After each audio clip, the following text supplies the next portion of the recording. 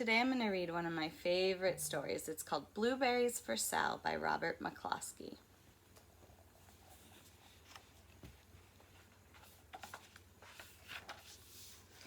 One day, little Sal went with her mother to Blueberry Hill to pick blueberries.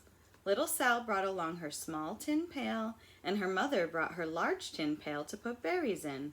"We will take our berries home and can them," said her mother. "Then we will have food for the winter."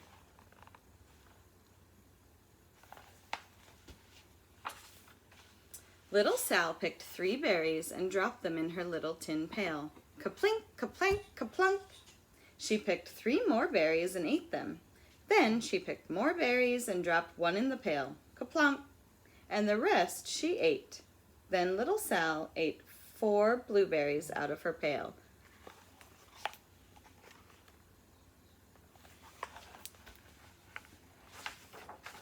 Her mother walked slowly through the bushes, picking blueberries as she went and putting them in her pail.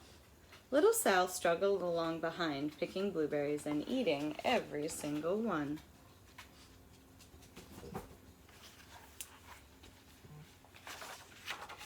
Little Sal hurried ahead and dropped a blueberry in her mother's pail.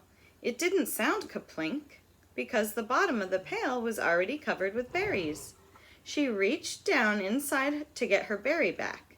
Though she really didn't mean to, she pulled out a large handful because there were so many blueberries right up close to the one she had put in.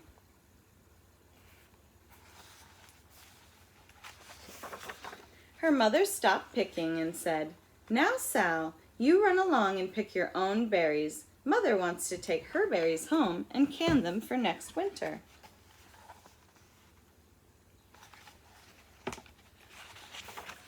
Her mother went back to her picking, but little Sal, because her feet were tired of standing and walking, sat down in the middle of a large clump of bushes and ate blueberries.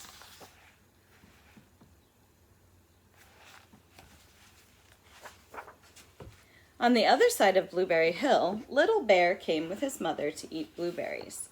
"Little Bear," she said, "eat lots of berries and grow big and fat. We must store up food for the long, cold winter."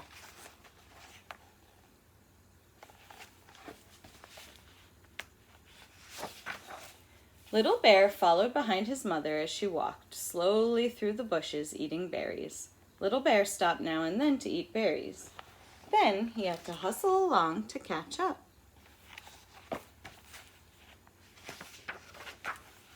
Because his feet were tired of hustling, he picked out a large clump of bushes and sat down right in the middle and ate blueberries.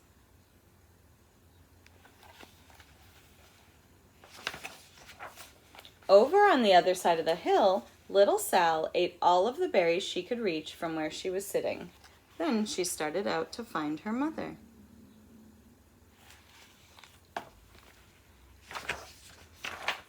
She heard a noise from around a rock and thought, "That's my mother walking along."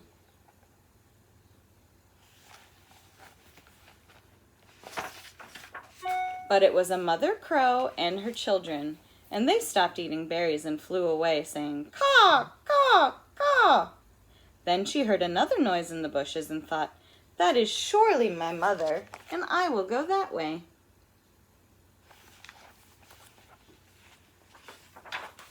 But it was Little Bear's mother instead. She was tramping along, eating berries, and thinking about storing up food for the winter. Little Sal tramped right along behind.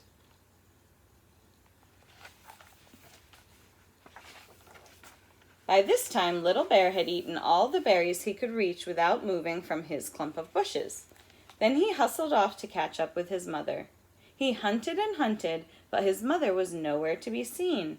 He heard a noise from over a stump and thought, "That is my mother walking along." But it was a mother partridge and her children.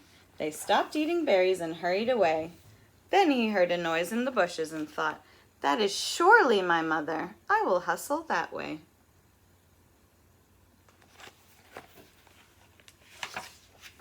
But it was little Sal's mother instead. She was walking along, picking berries and thinking about canning them for next winter. Little Bear hustled right along behind.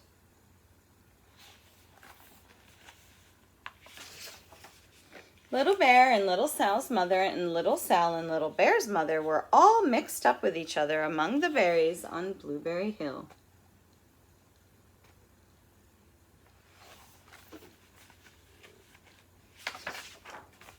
Little Bear's mother heard Sal walking along behind and thought it was Little Bear, and she said, "Little Bear, munch, munch, eat all you, gulp, can possibly hold, swallow." Little Sal said nothing.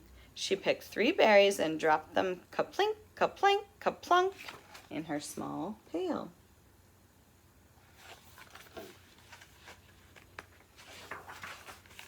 Little Bear's mother turned around to see what on earth could make a noise like ka-plunk. "Grumph!" she cried, choking on a mouthful of berries. "This is not my child. Where is Little Bear?" She took one good look and backed away. She was old enough to be shy of people, even a very small person like Little Sal. Then she turned around and walked off very fast to hunt for Little Bear.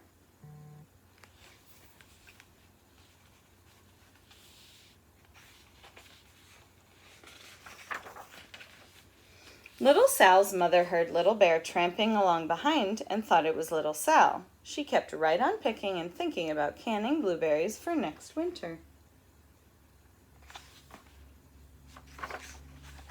Little Bear padded up and peeked into her pail. Of course, he only wanted to taste a few of what was inside, but there were so many and they were so close together that he tasted a tremendous mouthful by mistake. "Now, Sal," said Little Sal's mother without turning around, "you run along and pick your own berries. Mother wants to can these for next winter." Little Bear tasted another tremendous mouthful and almost spilled the entire pail of blueberries.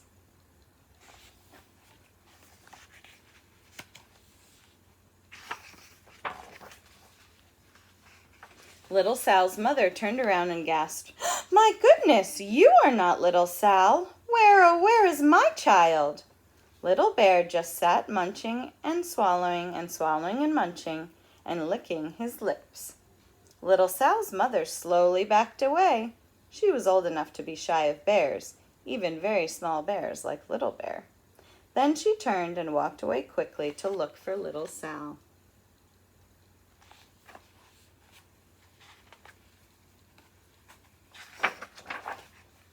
She hadn't gone very far before she heard a ka-plink, ka-plink, ka-plunk. She knew just what made that kind of noise.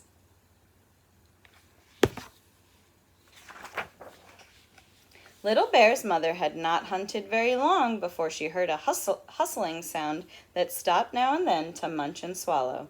She knew just what made that kind of noise.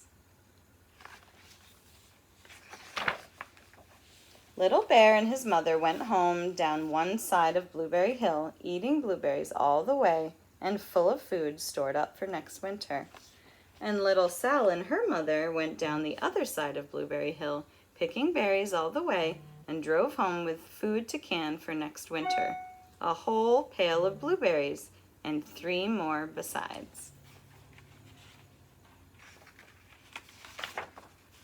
The end.